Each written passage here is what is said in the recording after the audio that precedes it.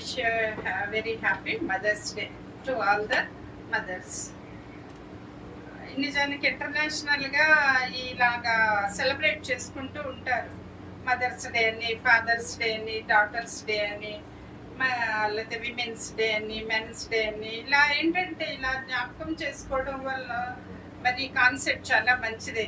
ఇలా జ్ఞాపకం చేసుకోవడం వల్ల ఏమిటంటే వారి గురించి అంటే మదర్స్ డే అంటే ఆ మదర్ యొక్క మరి కష్ట సుఖాలు ఏంటి, సంతోషాలు ఏంటి, అలా ఆ మదర్ రోల్ గురించి మొత్తం ప్రపంచం అంతా కూడా మాట్లాడుకుంటారు. అలాగే విమెన్ డే అంటే స్త్రీల గురించి, అలాగే మెన్ డే, ఫాదర్స్ డే, అలా మాట్లాడుకోవడం వల్ల మరి అందరికీ కూడా ఎన్నో విషయాలు ఒకసారి జ్ఞాపకం చేసినట్లు ఉంటుంది. జ్ఞాపకం చేయడమే కాకుండా మరి కొంతమంది పట్టించుకోరు, ఆలోచన చేయరు. మరి మదర్ యొక్క ఇంపార్టెన్స్ ఏంటో ఆలోచన చేయరు, ఫాదర్ యొక్క ఇంపార్టెన్స్ ఏంటో, వారి పడిన కష్టం ఏమిటో ఆలోచన చేయరు. మరి అలాంటప్పుడు వారికి ఒకసారి జ్ఞాపకం చేసినట్లు కూడా ఉంటుంది. అంతేకాకుండా మరి వారు మరి మదర్కి కానీ ఫాదర్కి కానీ కృతజ్ఞతలు తెలుపుకోవడానికి ఒక మంచి అవకాశంగా కూడా ఉంటుంది కదా. ఈరోజు పొద్దున్నే మీ పిల్లలు మీకు మెసేజ్లు పెట్టుంటారు, హ్యాపీ మదర్స్ డే అని, thank you for everything you have done in all lives అని, అట్లా అన్ని మెసేజ్లు పెట్టే ఉంటారు కదా. వారికి కూడా మరి పేరెంట్స్ పట్ల మరి కృతజ్ఞత తెలుపుకోవడానికి ఒక మంచి అవకాశం. మరి కాబట్టి మరి ఈరోజు మనము మదర్స్ డే సందర్భంగా బైబిల్లోని తల్లులు, వాక్యంలోని తల్లులు విశ్వాసము ద్వారా ఏమి మేలులు పొందుకున్నారు, ఏమేమి సాధించారు, పర్టికులర్లీ తల్లులు పిల్లల విషయంలో విశ్వాసము ద్వారా ఏమి పొందుకున్నారు, ఏమి సాధించారు, ఏ విధంగా విశ్వాసము ద్వారా మరి దేవుని సంతోషపెట్టారు అనే విషయాల్ని మనము ధ్యానం చేసుకుందాం. మరి అందుకోసం మరి సమయాన్ని బట్టి కేవలము 4 స్త్రీల గురించి మనము ఈరోజు వాక్యంలో చూద్దాం. ఈ 4 స్త్రీలు కూడా మనం తల్లులుగా మరి పిల్లల విషయంలో మరి విశ్వాసం ద్వారా పొందుకునే విషయాల్ని మనము ధ్యానం చేసుకుందాం. మొట్టమొదటిగా ధన్యురాలైన తల్లి అనగానే మనకి ఎవరు గుర్తుకొస్తారు? మరియా కదా. ధన్యురాలైన తల్లి అనగానే మనకు గుర్తుకొచ్చేది మరియా. నిజానికి అక్కడే మరి లూకా సువార్త 1వ అధ్యాయంలో మరియమ్మ మాటలు, ఎలిజబెత్ మాటలు అవి మనం చదివినప్పుడు చాలా గొప్పగా ఉంటాయి. మరి దేవుడు మరియమ్మ తల్లిని సెలెక్ట్ చేసుకున్నాడు, అది గొప్ప విషయం కదా. మరి ఆ మరియమ్మ తల్లి ఎంత విశ్వాసముతో జీవిస్తున్నదో మనం అర్థం చేసుకోవచ్చు. మరి ఆ విశ్వాసాన్ని, ఆమె యొక్క హృదయాన్ని, ఆమె యొక్క విశ్వాసాన్ని దేవుడు చూసి దేవుడు తన ప్రణాళికకు కావలసిన మరి స్త్రీగా ఆయన మరి మరియమ్మ తల్లిని ఎన్నుకున్నట్లుగా చూస్తున్నాం. మరి ఆ తల్లి మాటలు కొన్ని మనకి అంటే ఈ భూమి ఉన్నంత కాలం కూడా ఆమె తన మాటల ద్వారా మనందరికీ తల్లులకి కొన్ని విషయాలు, కొన్ని సత్యాలు ఆవిడ తెలియజేసింది. మరి ఆ సత్యాల్ని మనం చూస్తే లూకా సువార్త 1వ అధ్యాయము మనం చూస్తే అందులో 47వ వచనం చూడండి. ఏమంటుందంటే, మరియా తన దాసురాలి దీన స్థితిని కటాక్షించెను. అది మరియా తను తాను ఎంతగానో తగ్గించుకోవడం మనం చూస్తుంది. ఇప్పుడు కూడా తను ఏమంటుంది దేవుని దగ్గర? నీ దాసురాలను అంటుంది, నీవు నా యజమానుడివి అంటుంది, నేను నీ దాసురాలు. నీకు అంతకన్నా తగ్గింపు ఇంకా లేదు కదా, దాసుల కన్నా తగ్గింపు ఏముంది ఇంకా. మరి అంతగా దాసురాలిగా మరి తను తగ్గించుకుంది. అంతేగాని నేనేదో మంచిగా ఉన్నాను, నా నీతి క్రియలను బట్టి దేవుడు నన్ను సెలెక్ట్ చేసుకున్నాడు అనుకుందా? లేదు. తన దీనస్థితిని బట్టి కటాక్షించాడు కటాక్షించాడట. అంతేగాని తన ఏదో నా నీతి క్రియలను బట్టి కటాక్షించని అనలేదు. మరి అది మనం గమనించాలి. ఆమెలో ఉన్న మంచి ప్రశస్తమైన గుణాల్ని మనము గమనించినట్లయితే ఆమె యొక్క తగ్గింపు దీన స్థితిని బట్టి మరి తనను కటాక్షించినట్లుగా మనం చూస్తున్నాం. మరి మనకు తెలుసు ప్రభు ఏం చెప్పాడు, తను తాను తగ్గించుకుని వాడు హెచ్చింపబడను. మరి తను దాసురాలుగా తగ్గించుకుంది కాబట్టి మరి దేవుడు ఆమెని ఎంతగానో హెచ్చించినట్లుగా మనం చూస్తున్నాం. కాబట్టి ప్రియులారా, మరి దగ్గర నుంచి మనం నేర్చుకున్న సత్యం ఏమిటంటే మనం దీనత్వం కలిగి ఉండాలి. మన క్రియల్ని నమ్ముకోవడం కాదు, మన కష్టాన్ని నమ్ముకోవడం కాదు, కానీ ఆ క్రియలు కష్టం ఎప్పుడు ఉండాలి. కానీ మనల్ని నడిపించేది ఎవరు, మనల్ని కటాక్షించేది ఎవరు? దేవుడు.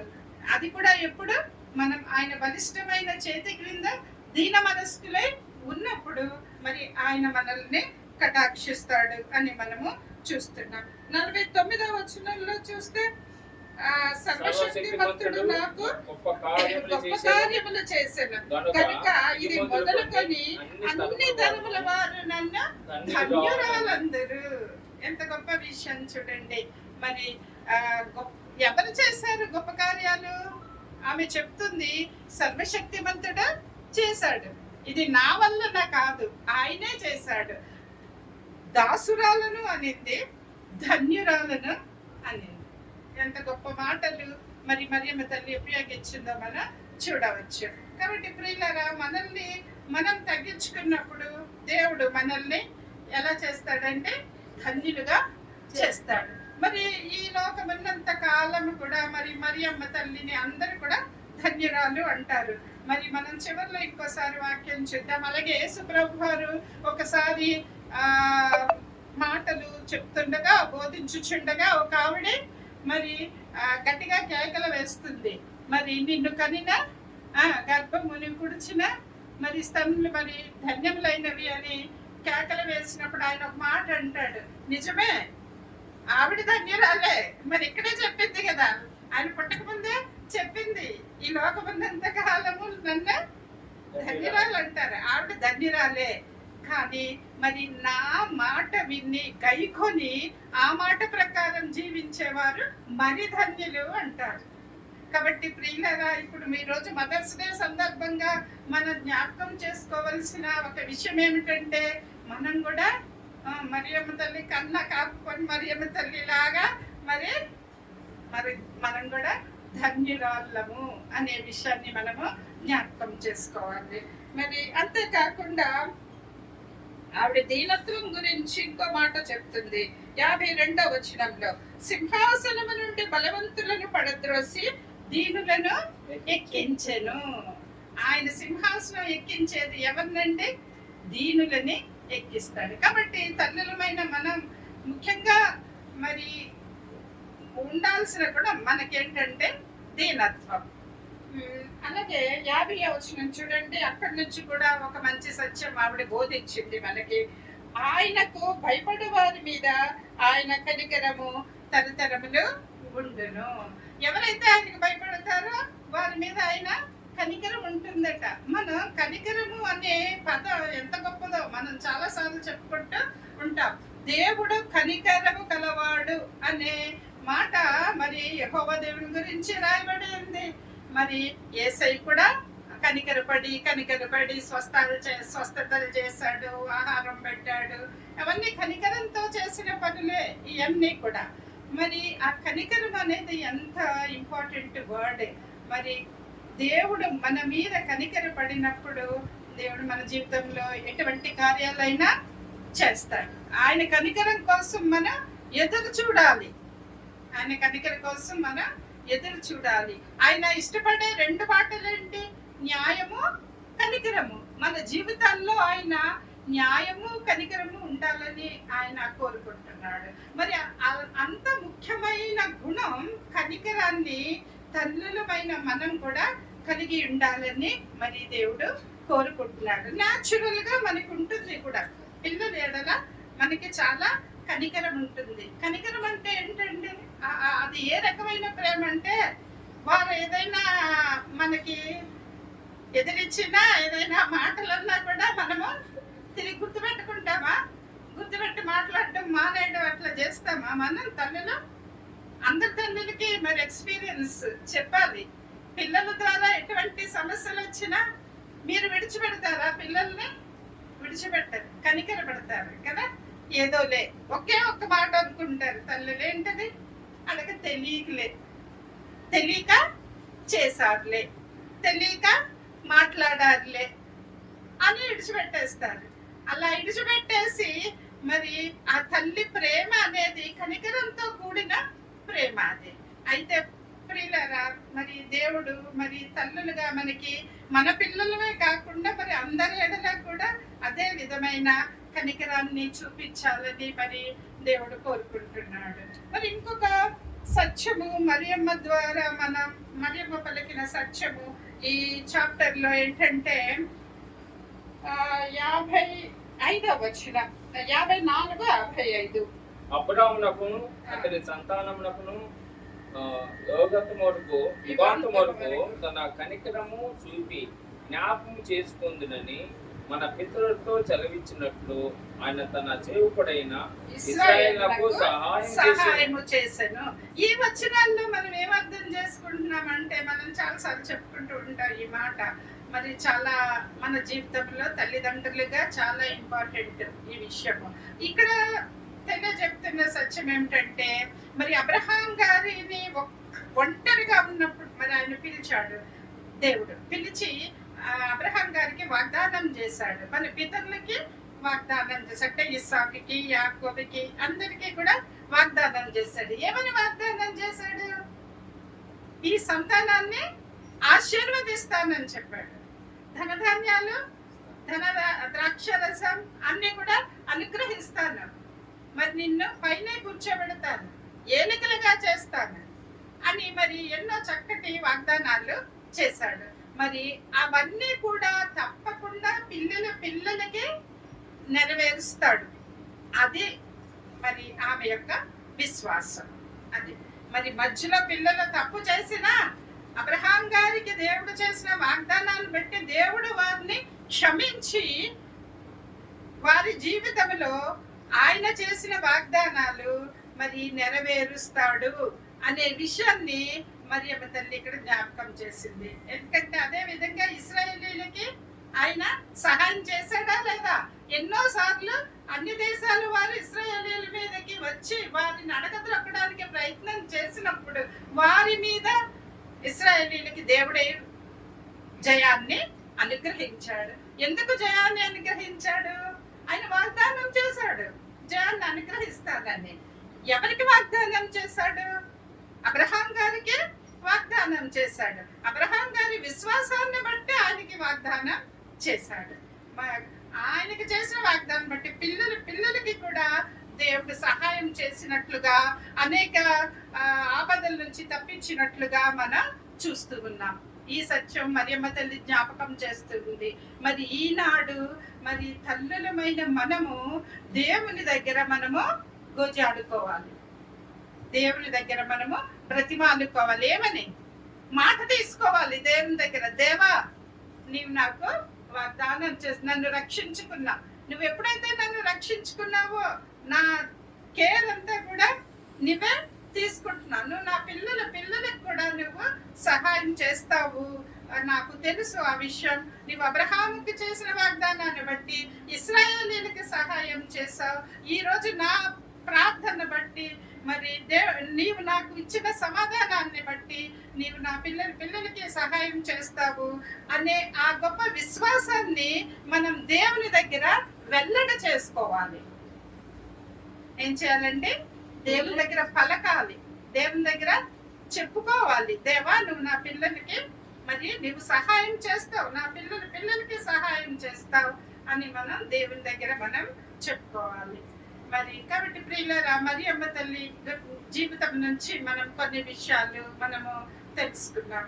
మరి తర్వాత కనాను స్త్రీ చదవబడిన వాక్య భాగము, కనాను స్త్రీ జీవితం నుంచి కూడా మనం చాలా గొప్ప సత్యము దేవుడు మరి మనకి నేర్పించినాడు. గొప్ప సత్యాన్ని దేవుడు చాలా మంది స్త్రీలతో సంభాషణ చేసి ఆ సంభాషణలో నుంచి ఒక గొప్ప సత్యాన్ని బయటకు తీసుకొచ్చాడు. ఈనాడు మనం ఆ సత్యాల ఆధారంగా బ్రతకాలనేది దేవుని యొక్క ప్రణాళిక. అది మరి కనాను స్త్రీ ఒక తల్లి, ఒక కుమార్తెకు తల్లిగా ఆమెతో దేవుడు ఒక సంభాషణ జరిపి మరి ఒక గొప్ప సత్యాన్ని బయలుపరిచాడు తల్లులైన మనకు. ఏమిటి అది అని మనము చూసినట్లయితే మరి మత్తయి సువార్త 15వ అధ్యాయము 21వ వచనం నుంచి 28వ వచనం వరకు మనం చూసినట్లయితే ఆ తూరు సీదోను ప్రాంతం, ఆ కనాను స్త్రీ ఏ దేశానికి సంబంధించిందండి? ఏ ప్రాంతానికి సంబంధించింది? తూరు సీదోను అనే ప్రాంతానికి సంబంధించింది. ఈ తూరు సీదోను ఇశ్రాయేల్ దేశానికి పైన ఉంటుంది అన్నమాట, సముద్రపు తీరములో ఉంటుంది. చాలా ధనికమైన దేశం. ఎంత ధనికమైన దేశం అంటే మరి బంగారం ఇసుకరేణులంత విస్తారంగా ఉందట ఆ తూరు దేశంలో. అంత ధనికమైన దేశం, కానీ అది అన్యుల దేశం. దేవుడు ఏర్పరచుకున్న జనాంగం కాదు, అది అన్యుల దేశం. మరి దేవుడు యేసయ్య ఈ లోకంలో పుట్టినది ఎందుకంటే మరి ఇశ్రాయేలీయుల కోసమే కాదు, కానీ ఈ భూమి అందరి కోసం, మానవులందరి రక్షణ కోసము ఆయన ఈ లోకానికి వచ్చి బలియాగముగా మరి తన్ను తాను అర్పించుకున్నాడు కదండి. అందుకని ఆయన యూదయాలోనే కాకుండా తర్వాత సమరయా నుంచి మరి గలిలయలో మొత్తం అన్ని చోట్ల కూడా ఆయన ప్రకటించాడు, స్వస్థతలు చేశాడు, అద్భుత కార్యాలు చేశాడు. మరి అన్యుల ప్రాంతమైన ఈ తూరు దేశానికి కూడా వెళ్ళాడు యేసయ్య. వెళ్ళినప్పుడు అక్కడ ఒక స్త్రీ వచ్చింది. ఆమె కనాను స్త్రీ అంటారు, ఎందుకంటే ఆ ప్రాంతాలని కనాను దేశ ప్రాంతాలు అంటారు, అందుకు కనాను స్త్రీ అని రాయబడి ఉంది. మరి ఆవిడ వచ్చి యేసయ్యని ఏమనుకుంటుంది, ఏమి వేడుకుంటుందో చూడండి. స్త్రీ ఒకటి వచ్చి, ప్రభువా, దావీదు కుమారుడా, నన్ను కరుణింపుము, నా కుమార్తె దయ్యము పట్టి బహు బాధపడుచున్నదని కేకలు వేసెను. మొట్టమొదటిగా ఏమని పిలిచింది? ప్రభువా అంది. అంటే ప్రభువా అంటే ఒక దేవునిగా ఆమె అంగీకరిస్తుంది. తర్వాత ఏమంది? దావీదు కుమారుడా అనింది. అసలు ఆమెకి ఎలా తెలుసు ఆయన దావీదు కుమారుడని? అంటే ఆమె వినింది. మరి అప్పుడు జరుగుతున్న సూచక్రియలు, అద్భుత క్రియలు చుట్టుపక్కల ప్రాంతాలన్నింటికీ కూడా మరి తెలిసిపోయినప్పుడు ఆమె వినింది. విన్నప్పుడు మరి దావీదు కుమారుడా, ఎవరో మెస్సయ్య అంట, దావీదు వంశం నుంచి వచ్చాడంట, దావీదు కుమారుడు మరి స్వస్థత దయచేస్తున్నాడు అని ఆమె వినింది కాబట్టి ప్రభువుని పిలిచినప్పుడు ఏమని పిలిచింది? దావీదు కుమారుడా అని పిలిచింది. ఎంత గొప్ప ధన్యత ఆమె. ఆ పిలుపులోనే మరి దేవుడు ఎంతో సంతోషించుండొచ్చు. మొట్టమొదటిగా మనం కూడా కదండి, ఒక్కొక్కసారి మన ఇష్టమైన ఎవరైనా మనం పిలిచే పిలుపుని బట్టి మనము ఎంతో సంతోషిస్తూ ఉంటాం. మరి ఈవిడ పిలిచిన పిలుపుని బట్టే యేసయ్య ఎంతోగానో సంతోషించి ఉండవచ్చు. ఆమె హృదయం యేసయ్యకి తెలుసు, ఏం జరగబోతుందో కూడా యేసయ్యకి తెలుసు. అయితే నెమ్మదిగా ఆవిడ్ని సంభాషణలోకి దించి ఆమె ద్వారానే ఆమె విశ్వాసం ఎలాంటిదో పలికించాడు. ప్రభు ఎప్పుడు కూడా అలాగే చేశాడు, వారి ద్వారానే సమరయ స్త్రీతో కూడా అలాగే కదండి. ఆమె డౌట్స్ చెప్పేలాగా ఆమె మాట్లాడించాడు. ఆమె హృదయంలో ఏముందో ఆమె చెప్పేలాగా, ఆమె సత్యం చెబుతుందా లేదా, అలా అన్ని కూడా వారితోనే పలికించాడు. ఎందుకు తెలుసా? ముఖ్యంగా చుట్టూ ఉన్న వాళ్ళకి సాక్ష్యకరంగా ఉంటుంది. అది దేవునికి తెలుసు, దేవునికి తెలియక కాదు. కానీ పర్టిక్యులర్ గా అలాగే చూడండి, 12 సంవత్సరాల నుంచి రక్తస్రావం గల స్త్రీని కూడా ఏం ప్రశ్నించాడు? నన్ను ఎవరు ముట్టుకున్నారు అన్నాడు. ఎవరు ముట్టుకున్నారో ఆయనకి తెలుసు. అయితే ఆమెతో పలికించాలి. ఆమె చెప్పడం వల్ల చుట్టుపక్కల ఉన్న వాళ్ళందరూ ఆ సాక్ష్యము వినాలి. అదన్నమాట ఆయన ఉద్దేశం. కాబట్టి ఇక్కడ మరి ఆయన నెమ్మదిగా సంభాషణలోకి మరి దించినప్పుడు మనం చూస్తున్నాము. ఆ, ఆయన ఏమంటాడంటే ఇశ్రాయేలీయుల దగ్గరకే నేను పంపబడ్డాను, కానీ కేవలము ఆవిడ టెస్ట్ని, ఫెయిత్, విశ్వాసాన్ని, ఆమె విశ్వాసాన్ని టెస్ట్ చేయడానికి ఆయన పలికాడు. ఇశ్రాయేలు చూడండి, అది 24వ వచనం. ఆయన ఇశ్రాయేలీయుల వారిని నశించు గొర్రెల యొద్దకే కానీ మరి ఎవరి యొద్దకు నేను పంపబడలేదు. పంపబడలేదని అలా చెప్పేశాడు. నేను చేయను అన్నట్టుగా అన్నమాట. ఇక నేను ఎవరి యొద్దకు పంపబడలేదు. ఆమె విశ్వాసానికి టెస్టింగ్. మరి అప్పుడు ఆమె ఏమనిందో చూడండి. ఏమీ అనుకోలేదు. బాధపడిందా అంటే ఏంటి ఇలా అన్నాడు అని కోపం తెచ్చుకోలేదు. ఆవిడ ఎంతగా తగ్గించుకుంది ఆమె. అవును ప్రభువా, అక్కడ చూడండి 25వ వచనం. అయినను ఆమె వచ్చి ఆయనకు నృక్కి. అంత అలా అంటే ఆవిడ ఏం చేసింది? వచ్చి మ్రొక్కింది, ఆయనకి మ్రొక్కింది. అంతేగాని ఏంటి ఇలా అన్నాడని కోపగించుకోలేదు. ఆవిడ మ్రొక్కింది ఆయనకు వచ్చి. ఆమె యొక్క తగ్గింపు, ఆమె యొక్క విశ్వాసము, అవన్నీ కూడా మనం చూడవచ్చు. ప్రభువా నాకు సహాయము చేయమని అడిగాను. అది మళ్ళా అడుగుతుంది, ప్రభువా నాకు సహాయం చేయమని. ఎందుకు మనం ఈ ప్యాసేజ్ ఇంతలా మళ్ళా చెప్పుకుంటున్నంటే, మదర్స్ డే సందర్భంగా మనం ప్రభు దగ్గర మొదలుపెట్టడం ద్వారా మన పిల్లల జీవితంలో ఎన్ని సాధించవచ్చో గొప్ప ఉదాహరణ మనకిది. మళ్ళా సహాయం చేయము అని మరి ఆవిడ అడిగింది. అడిగినప్పుడు మరి ప్రభు సమాధానం ఏంటో చూడండి 26. పిల్లల రొట్టె తీసి కుక్క పిల్లలకు వేయట యుక్తము కాదని చెప్పాను. అలా అన్నప్పుడు ఆవిడ సమాధానం ఏంటో చూడండి. ఆ సంభాషణ ఎంత ఎక్సలెంట్ సమాధానం ఆవిడ చెప్పిందంటే, నిజమే ప్రభువా, నువ్వు చెప్పింది నిజమే. అవును, యేసయ్య చెప్పాడంటే అది నిజం కాకుండా ఎలా ఉంటుంది? నువ్వు చెప్పింది నిజమే, నిజమే ప్రభువా. కుక్క పిల్లలు కూడా తమ యజమానుల బల్ల మీద నుండి పడు ముక్కలు తినును కదా అంది. కుక్క పిల్లలు కూడా కింద పడిపోయిన ముక్కలు తింటాయి కదా. సో నీ పిల్లల తర్వాతే మాకు కూడా సహాయం చేయి అని అవి విడిచిపెట్టలేదు. ఇంకా ఆ సమాధానం చెప్తే మరి ఇంకా దేవుడు కనికరించకుండా ఉంటాడా? ఆవిడ అస్సలు దేవుడు విడిచిపెట్టలేదు. మరి తను కోరుకున్న సహాయం పొందుకునే వరకు ఆయనతో వాదిస్తూనే ఉంది, ఆయనకు మొరపెట్టుకుంటూనే ఉంది. అప్పుడు చివరికి దేవుడు ఏమన్నాడో చూడండి. అమ్మా, నీ విశ్వాసము గొప్పది, నీవు కోరినట్టే నీకు అబ్బులు గాక అని ఆమెతో చెప్పలేను. ఆయన పిలుపు ఎంత బాగుంటుందో కదా, అమ్మా అని పిలుస్తాడు. స్త్రీలంటే ఆయనకి ఎంత ప్రేమ, ఎంత గౌరవము ఆయనకి. నిజానికి లోకమే గౌరవించదు, కానీ ప్రభు మాత్రం ఎంతగానో గౌరవిస్తాడు. ఆయన తల్లిగా అమ్మా అని పలుకుతాడు. మరి ఎంతో మంది స్త్రీల గురించే రాయబడి ఉంది. మరి అమ్మ, నీ విశ్వాసము గొప్పది అని దేవుడు మెచ్చుకుంటే అది ఎంత గొప్ప భాగ్యం అండి. దేవుడిని విశ్వాసం గొప్పది అని అంటే అది ఎంత గొప్ప భాగ్యం. ఎందుకంటే ఆయన మా పలికాడు అంటే అది గొప్ప విషయం.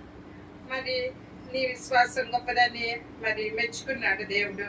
నువ్వు కోరినట్టే నీకు జరుగును కాక అని అన్నప్పుడు మరి ఆ గడిలోనే ఆమె కుమార్తె స్వస్థత నొందెను.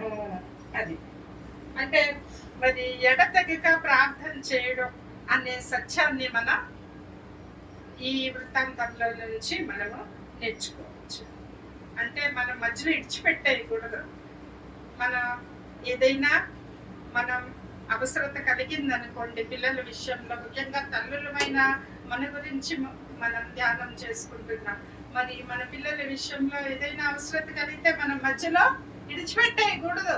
దేవుడు ఇచ్చే వరకు ఆయన వెంటబడాల్సిందే. వా కనికరించు, ఇది నా చేతుల్లో లేదు, నేనేమి చేయలేను, నువ్వే సహాయం చెయ్యాలి అని మనం ఎప్పుడైతే మరి తల్లులు మరి దేవుని దగ్గర మరి ప్రాధాన్యపడతారో, విశ్వాసంతో ప్రార్థన చేస్తారో, మరి దేవుడు తప్పకుండా మరి వారి కోరికను నీవనుకున్నట్లే జరుగును గాక అని మరి దేవుడు మనతో చెప్తారు. మరి ఆ విధంగా మరి కనాను స్త్రీ నుంచి మనం చక్కటి విషయాన్ని ఎడతెగక విశ్వాసంతో ప్రార్థన చేసి పొందుకోవాలా అనే విషయాన్ని మనము తెలుసుకున్నాం. మరి మూడవదిగా మరి చాలా నేను చెప్తా ఉంటాను చాలా సార్లు, ఇష్టమైన స్త్రీ ఎవరంటే షునేమీరాలు. ఎవరంటే షునేమీరాలు. అందరికీ తెలుసు కదా షునేమీరాలు ఎవరు. మనం ఒకసారి హెబ్రీయులకు రాసిన పత్రిక చూడండి. హెబ్రీయులకు రాసిన పత్రిక 11వ అధ్యాయం విశ్వాసం గురించి రాయబడి ఉంది కదా. అక్కడ విశ్వాసం గురించి రాయబడింది. 35వ వచనం చూడండి. స్త్రీలు మృతులైన తమ వారిని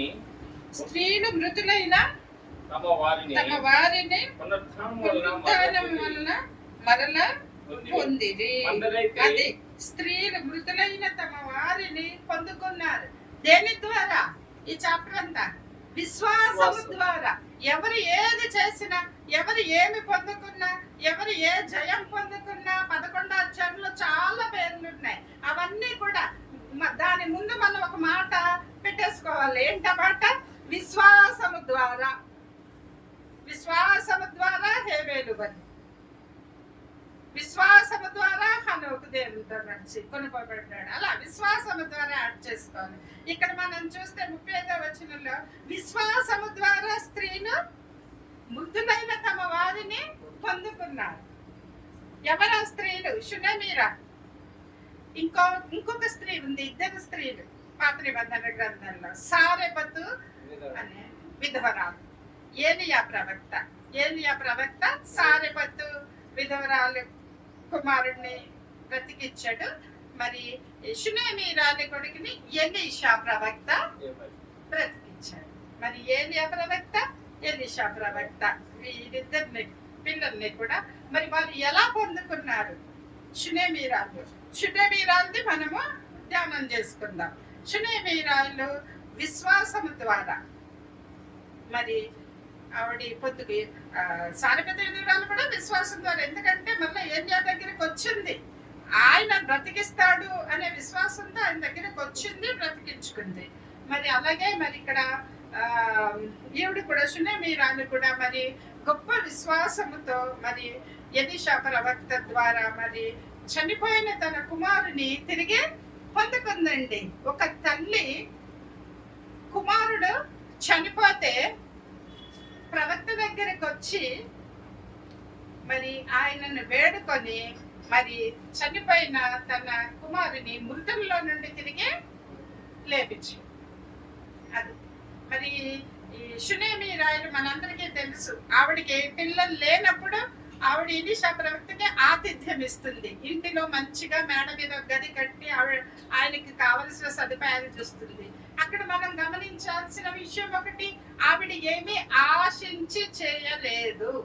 అది మనం గమనించాల్సిన విషయం. అంటే నేను ఇలా ప్రవక్తకి చేస్తే నాకు పిల్లలు పుడతారేమో అనే ఆశతో ఆమె చేయలేదు. అది మనకి ఎలా తెలుస్తుంది అంటే ఎలీషా ప్రవక్త అడుగుతాడు అన్నమాట. ఆవిడకి ఏమన్నా కావాలా, మనల్ని ఇంత బాగా చూస్తుంది అంటే ఆవిడకి ఏమన్నా అక్కరుందా అని అడిగితే తెలుసుకో అని గెహాజీతో చెప్తాడు. అప్పుడు ఆవిడ చెప్తుంది ఏమీ లేదని చెప్తుంది. ఆవిడ ఏదో ఆశించి చేస్తే అవును నాకు పిల్లలు లేరు అని చెప్పను కదా, కానీ ఆవిడ ఏం చెప్తుంది? ఏమీ అక్కర్లేదు అని చెప్తుంది. మరి కానీ తెలుస్తుంది ప్రవక్తకి ఆవిడకి పిల్లలు లేరని. కాబట్టి మరి ఆవిడ అడగకపోయినా సరే మరి ఆవిడకి పిల్లలు కలగాలని మరి ఎలీషా ప్రవక్త దేవునికి ప్రార్థన చేసినప్పుడు ఆవిడ చక్కటి కుమారుని పొందుకుంటుంది. తర్వాత ఏమవుతుంది? చనిపోతాడు కుమారుడు చనిపోతే అప్పుడు చూడాలి అసలు సంగతి అన్నమాట. చనిపోయిన కుమారుణ్ణి మేడ మీద గదిలో పెట్టేసి ఆవిడ ప్రవక్త దగ్గరికి వెళుతుంది. భర్తకు కూడా చెప్పదు, ఎవరికీ చెప్పదు. ఎందుకంటే ఆవిడ ఒకటి నమ్ముతుంది ప్రియులారా, ఏంటి తెలుసా? నా కుమారుడు చనిపోలేదు, బ్రతికున్నాడు. నేను ఇప్పుడు ప్రవక్త దగ్గరికి వెళ్తాను, ఆయన నా కుమారుణ్ణి బ్రతికిస్తాడు.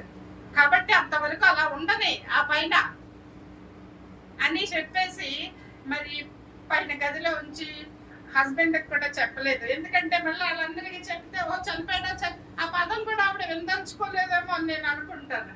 ఆహా చనిపోయాడా అని అనుకుంటారు కదా. మరి భర్త కూడా ఎవరికన్నా చెప్పొచ్చు, సేవకులకి ఆడవచ్చు. అదంతా ఆమెకి ఇష్టం లేదు. ఎందుకంటే ఆవిడ నమ్ముతుంది నా కుమారుణ్ణి దేవుడు బ్రతికిస్తాడని. ఎందుకంటే నేను అడగకపోయినా దయచేశాడు నాకు, ఎందుకు తీసుకుంటాడు? అదే ఆమె విశ్వాసం. నేను దేవుడిని అడగకపోయినా దేవుడు నాకు కుమారుని ఇచ్చాడు, ఎందుకు తీసుకుంటాడు తిరిగి అనేది ఆమె విశ్వాసం. మరి ఆవిడ ఎలీషా ప్రవక్త దగ్గరికి వెళ్ళినప్పుడు అక్కడ మనం ఒకటి జ్ఞాపకం చేసుకోవచ్చు. అందరూ క్షేమమా, కులాసాయేనా అని అడుగుతాడు ప్రవక్త. నువ్వు, నీ భర్త, నీ కొడుకు క్షేమమా అంటే క్షేమమే అంటుందండి. అది అసలు పాయింట్. క్షేమంగా ఉన్నాడా కొడుకు? ఆమె క్షేమంగా ఉన్నాడు అని పలికిన సమయంలో ఆ కొడుకు ఏ పరిస్థితిలో ఉన్నాడు? చనిపోయి ఉన్నాడు. కానీ ఈవిడ ఏమంటుంది? క్షేమంగా ఉన్నాడు అంటుంది. దేనిని బట్టి అంటుంది? విశ్వాసమును బట్టి పలుకుతుంది ఆ మాట. విశ్వాసమును బట్టి పలుకుతుంది. తప్పకుండా దేవుడు నా కొడుకుని క్షేమంగా లేపుతాడు కాబట్టి క్షేమమే, అదే విశ్వాసం. హెబ్రీయులకు రాసిన పత్రిక 11:1 అదృశ్యమైన వాటిని దృశ్యముగా చూడడమే విశ్వాసం. అదృశ్యమైన వాటిని దృశ్యముగా చూడడమే, జరగబోయే వాటిని జరిగినట్లుగా చూడగలగడమే విశ్వాసం.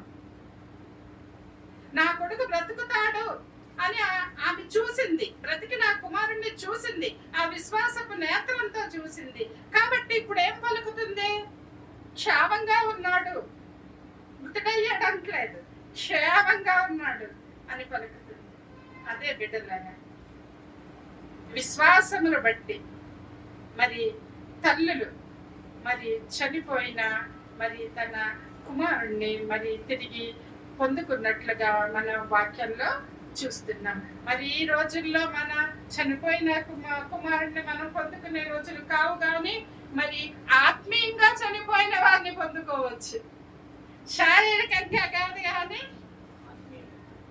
ఎలాగమ్మా ఆత్మీయంగా చనిపోయిన పిల్లల్ని మనం తిరిగి పొందుకోవచ్చు. అది మనం విశ్వాసంను బట్టి.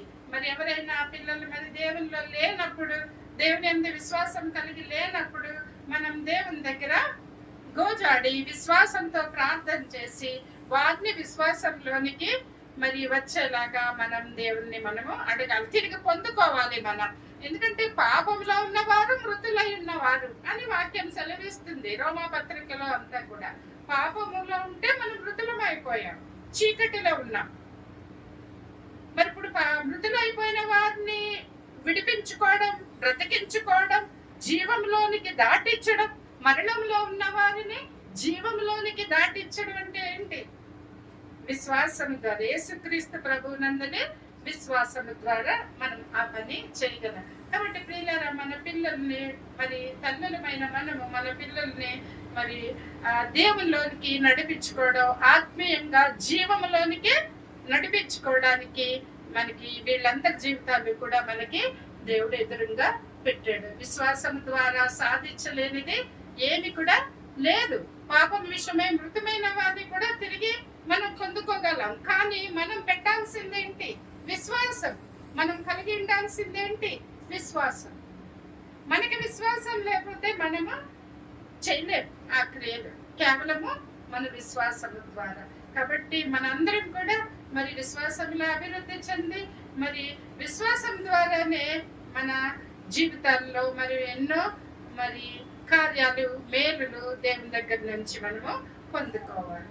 మరి చివరిగా హన్నాని కూడా జ్ఞాపకం చేసుకుందాం. హన్నా కూడా మరి ఒక తల్లి ఒక కుమారుని కనింది. మరి ఆమె గొడ్రాలుగా పేరు పొందిన తల్లి మరి కుమారుని కనింది. దేని ద్వారా? విశ్వాసము ద్వారా. విశ్వాసము ద్వారా. చూడండి, మొదటి సమూయేలు గ్రంథము 1వ అధ్యాయము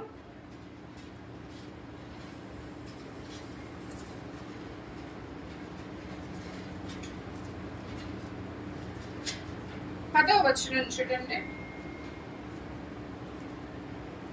దుఃఖక్రాంతులై వచ్చి యెహోవా సన్నిధిని ప్రార్థన చేస్తూ బహుగా ఏడ్చుచు సైన్యములకు అధిపతికు యెహోవా నీ సేవకురాలైన నాకు కలిగి ఉన్న శ్రమను చూసి నీ సేవకురాలైన నన్ను మరొక జ్ఞాపకము చేసుకొని నీ సేవకురాలైన నాకు మగ పిల్ల దయచేసిన ఎడల వాని తల మీదకి కట్టి ఎన్నిటికి రానిక వాడి బ్రతుకు దినములన్నిటిను నేను వాడిని నీకు అప్పగించుకుని మొక్కుబడి చేసుకున్నాను. చాలండి, చాలు. ఇక్కడ మనం 11వ వచనంలో మనం ఒకసారి చూసినట్లయితే యెహోవా నీ సేవకురాలనైనా నాకు కలిగి ఉన్న శ్రమను చూచి నీ సేవకురాలనైనా నన్ను మరువక జ్ఞాపకము చేసుకొని నీ సేవకురాలనైనా నాకు మగపిల్లను దయచేసినాడట. ఎన్నిసార్లు ఉందండి నీ సేవకురాలనైనా అని? లెక్క పెట్టండి, ఎన్నిసార్లు ఉంది నీ సేవకురాలనైనా అని? 3 సార్లు ఉంది. మళ్ళా చదవమంటారా? నీ సేవకురాలనైనా 3 సార్లు. ప్రతి మాట ముందు కూడా నీ సేవకురాలనైనా. చూడండి, అక్కడ సైన్యములకు అధిపతి యొక్క యెహోవా మొట్టమొదటగా దేవుని స్తుతించింది. సైన్యములకు అధిపతి యొక్క యెహోవాను అని దేవుని స్తుతించింది. స్తుతించి నీ సేవకురాలనైన నాకు కలిగి ఉన్న శ్రమను చూచి, నా శ్రమను చూడు. మొట్టమొదటిగా మనం అడగాల్సింది అదే, నా శ్రమని చూడు. చూసే దేవుడు ఆయన. చూసాక ఊరుకునే దేవుడు కాదు.